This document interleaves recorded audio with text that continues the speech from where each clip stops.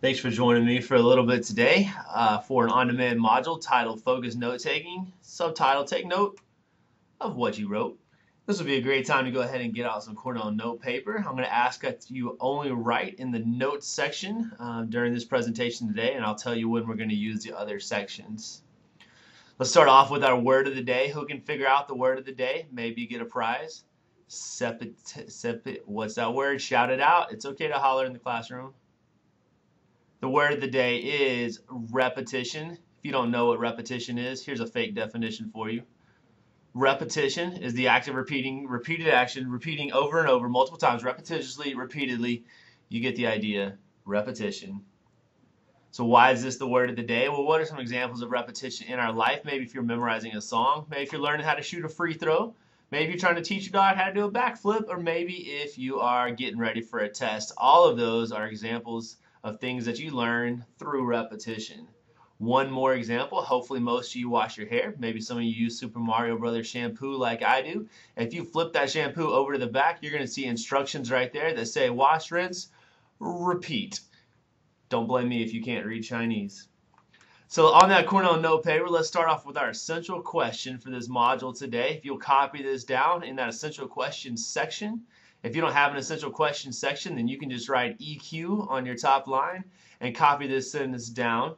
How can my Cornell Notes help me make better grades? If you'll copy that down just how it says it there, that's hopefully where we're going to get answered here in the next 10 minutes or so. So you're thinking to yourself about now, hey, Cornell Note video maker guy, what does repetition have to do with my life? I'm glad you asked. What you're looking at here is a graph called the rate of forgetting, which comes from research by a German statistician named Hermann Ebbinghaus.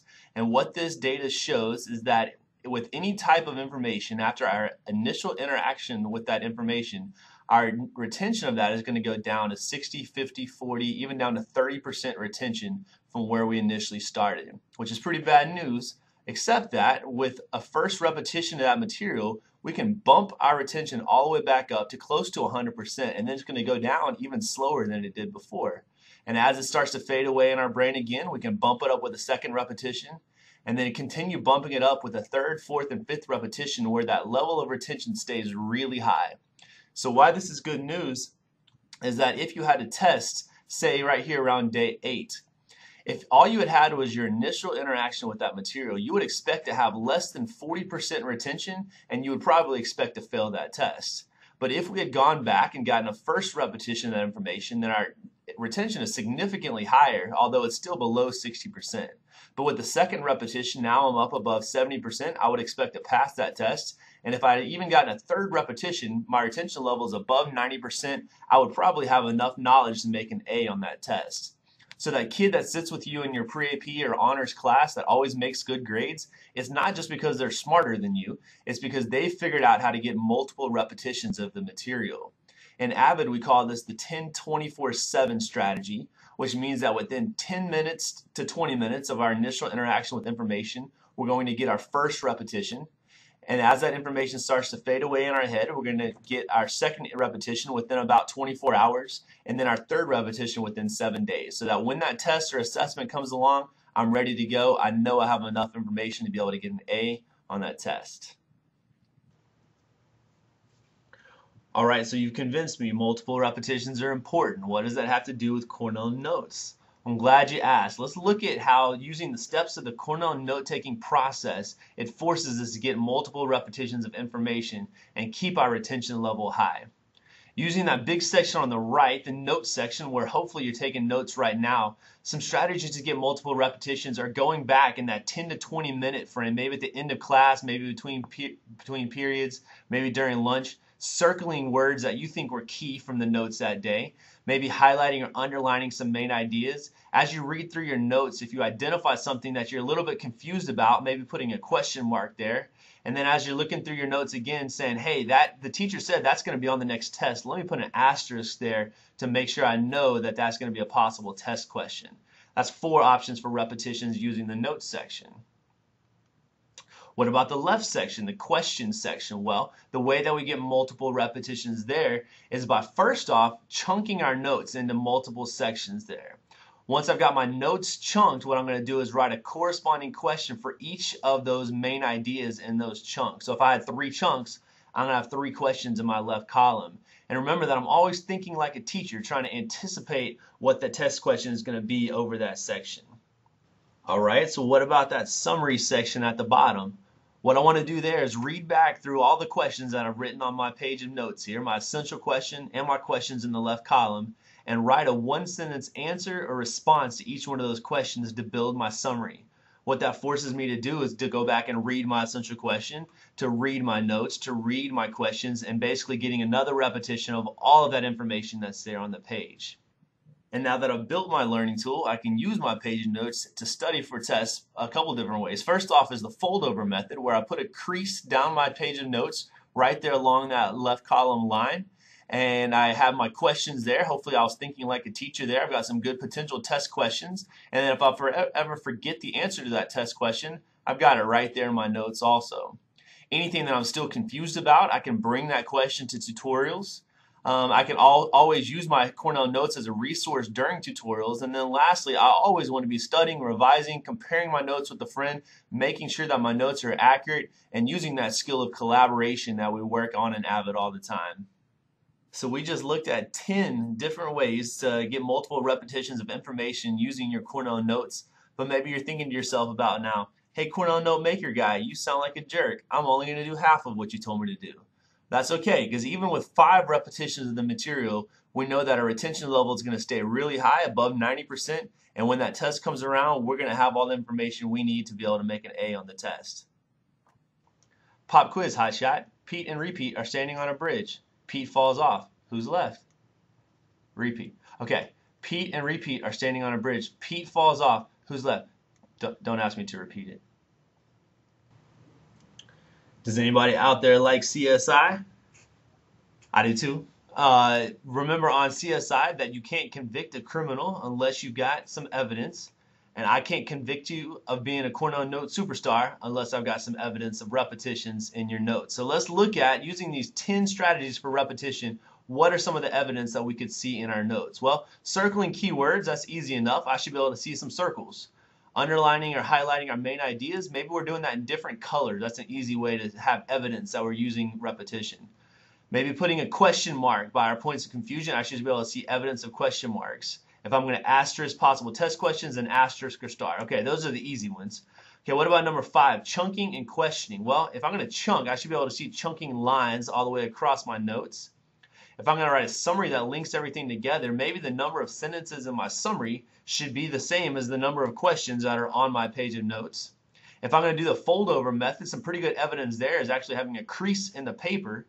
And then the last 3, I'll refer to tutorials, and so I should be able to look at a TRF as evidence that you're using repetitions in your notes. So just as an example here of what we're talking about, looking at Sanders' TRF, her initial question here comes from her notes. This is how she's getting another repetition. Also in her resources section, one of the resources that she's going to use during tutorials today is her Cornell Notes. And then just a reminder that during tutorials, she's also practicing taking notes. All right, CSI team, we ready? Let's go looking for some evidence. Here's case number 1. This is Tiffany and her world history notes. At first glance, this case looks like she's got pretty good notes here. She's got notes in her right column, questions in the left column, summary in the bottom column. But when we dig a little closer, looking for evidence of repetition, I don't really see it here. It looks like Tiffany probably wrote her questions in class the same day. It looks like she probably wrote her summary in that same pen that same day, which means that she didn't get any repetitions of this information, which means she's probably not going to do very well in this Roman Fine Arts test. What about case number 2? We're going to look at Hector's notes here about figurative language. I know some of you guys are doing most of your notes on your computer or on a tablet. And so some people say, well, we can't do repetitions on Cornell Notes if we do our notes on a computer. Well, that's not true, because Hector here showed us, as we look for evidence, he's got circled keywords, he's got different colors, he's got question marks where he identified points of confusion. hyperbole down there at the bottom. He asterisked a future test question. So Hector did a great job of getting repetitions over these notes. He's probably going to do pretty well in this test. Our last case here is Deja's notes over mixtures and compounds. Honestly, when I see a lot of Cornell Notes looking in students' binders, this is what I see a lot of the time. Nothing in the left column, nothing in the bottom section. And so let's see if we can help Deja out a little bit and help make her notes a little bit better. So maybe a first step would be for her to go back and circle some keywords, maybe highlight some things that are important, maybe mark something she wants to bring back to tutorials, and maybe put an asterisk by something that's going to be on her future test. There we go. We're already up the curve of forgetting, Deja. There's our first repetition. But we're not done yet. Let's go ahead and chunk our notes and write some questions for those chunks looking at those main ideas. We're up to repetition number 2, but we're still not done because now we're going to write a summary over those notes, answering the questions that I wrote in my left column and my essential question if I had that there also. That's our third repetition, but Deja's still not done because Deja's now going to go and take her point of confusion to tutorials, get that question answered, and then the night before the test, she's going to study using the fold-over method. She's up to 5 repetitions over this information now.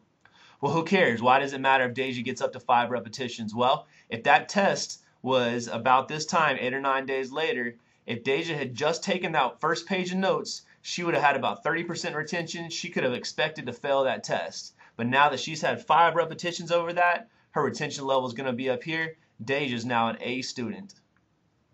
So hopefully you've been taking notes as we've been going along here, and that's a good thing because guess what? About a week from now, you're going to have a test. And I wrote the test, and it's stinking hard, and you're going to fail. Unless we practice what we've been talking about here. So maybe tomorrow we can go and compare and revise our notes with a partner. Maybe your teacher will give you time in class. Maybe you need to do that on your own. Maybe on day 2, we go through for homework and chunk our notes and then write corresponding questions over those chunks. Maybe the points of confusions that we identified in our notes, things that you forgot, things that you didn't really understand, you're going to bring to tutorials. And then finally, the day before the test, you're going to go ahead and summarize your notes and study using the fold-over method. And based on those 4 repetitions, when that test comes around, you're going to be prepared, you're going to make a good grade. So in summary, what have we learned here today? First off, that repetitions are huge. It's the only way that anybody learns anything. Number 2, Cornell Notes are a great way for you to get up to 10 repetitions of information. And why is that important? Because number 3, the more quality repetitions you get, the better your grades are going to get. Not just doing the steps to do the steps, but actually taking the time and going through those repetitions well, you're going to start seeing an increase in your grades that you're making. Thanks for taking a little bit of time here with me today, and good luck on your test.